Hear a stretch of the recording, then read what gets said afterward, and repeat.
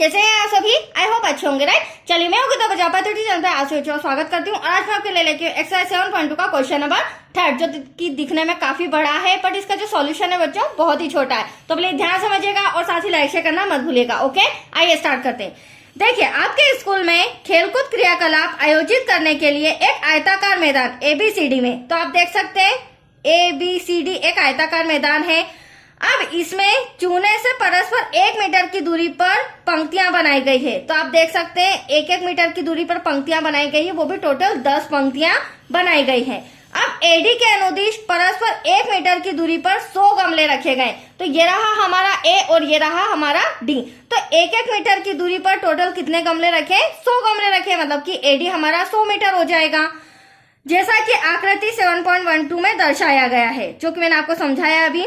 अब निहारिका दूसरी पंक्ति में AD के, मतलब ये रहा AD के 1/4 भाग के बराबर की दूरी दौड़ती है और वहां पर एक हरा झंडा गाड़ देती है। तो निहारिका को स्टूडेंट है वह दूसरी पंक्ति से दौड़ना प्रारंभ करती है और ये जो AD 100 है, AD रेखा का 1/4 हिस्सा, मतलब कि 1 2 3 4 1/4 हिस्से पर रोक कर एक झंडा गाड़ देती है। तो इसे हम बिंदु नाम दे देते हैं N, क्योंकि हमें क्या यहाँ पर फाइंड करना है? दूरी सूत्र।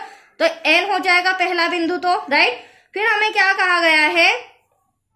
प्रीत 8वीं पंक्ति में AD के 1/5 भाग के बराबर की दूरी दौड़ती है और वहां पर एक लाल झंडा गाड़ देती है। अब प्रीत की बारी है, तो देखो ये 8वीं रो है, 8वीं पंक्ति है, इससे वह दौड़ना प्रारंभ करती है और इस AD के मतलब 100 के 1/5 हिस्से पर, तो यहाँ 1/4 इससे एक कदम आगे यहाँ पर वो लाल झंडा गाड़ देती है। अब चूंकि ये प्रीत है तो इसे नाम दे देते हैं यहाँ पर P, राइट। अब क्या कहना है?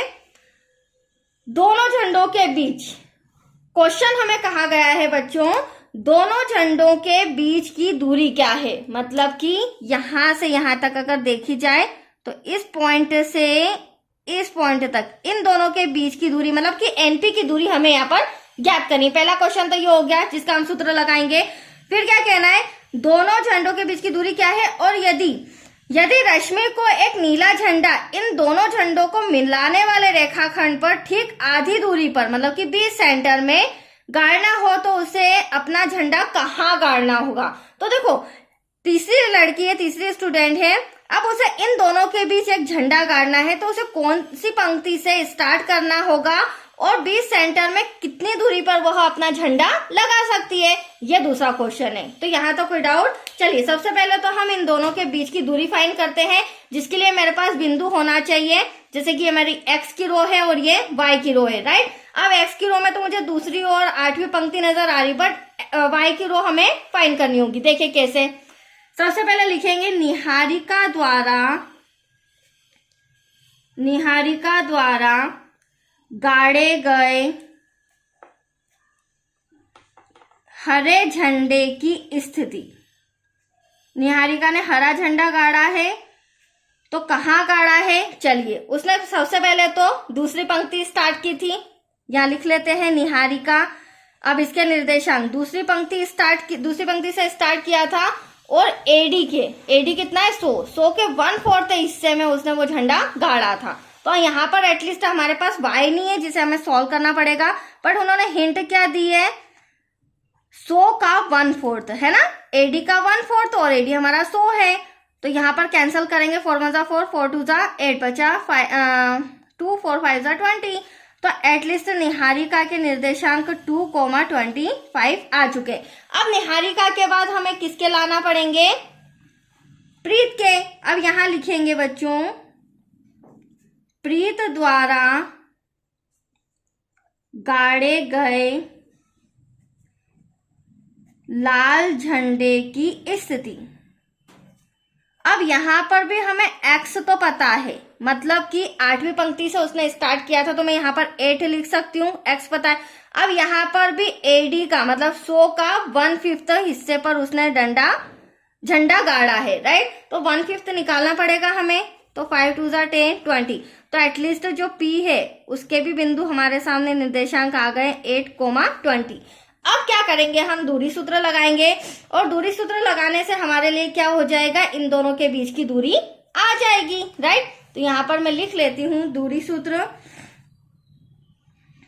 दूरी सूत्र, ये निहारिका और प्रीत। अंडर रूट में आ जाएगा बच्चों x2 माइनस x1 का whole square plus y2 minus y1 का होल स्क्वायर, जो कि हम एक्सरसाइज 7.1 में अच्छे से समझ के आए दूरी सूत्र। अब देखिए यहाँ पर क्या हो रहा है, x1 x2 कैसे लेके आएंगे, तो मैंने पहले भी समझाया है बच्चों। ये मेरा x1 होगा, ये मेरा x2 होगा, सॉरी ये मेरा x1 होगा, ये मेरा y1 होगा, ठीक वैसे ये मेरा x2 होगा और ये मेरा y2 होगा। तो देखिएगा किस तरह से मैं सॉल्व करके बताती हूँ। देखो बच्चों, x2 मेरा 8 हो जाएगा जिसमें से माइनस करना है x1 मतलब कि 2 को, ठीक वैसे ही 20 मेरा y2 हो जाएगा और y1 हो जाएगा मेरा 25। तो 20 में से 25 को माइनस करना है, तो मैं इस तरह से यहाँ पर कर रही हूँ ब्रैकेट लगा के। 8 less than 2 bracket close, plus का साइन, यहाँ पर y2 हमारा हो जाएगा 20 जिसमें से माइनस करना है y1 25 को। तो यहाँ तक कोई डाउट आपको? अब 8 में से 2 जाएगा 6 बचेगा और 25 में से 20 जाएगा तो माइनस का 5। इसे मैं यहाँ पर सॉल्व कर लेती हूँ।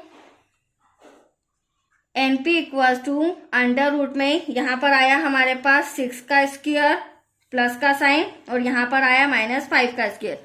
इसे यहीं पर हम आगे सॉल्व करते जाएंगे क्योंकि हमें दूसरा क्वेश्चन भी सॉल्व करना है बच्चों।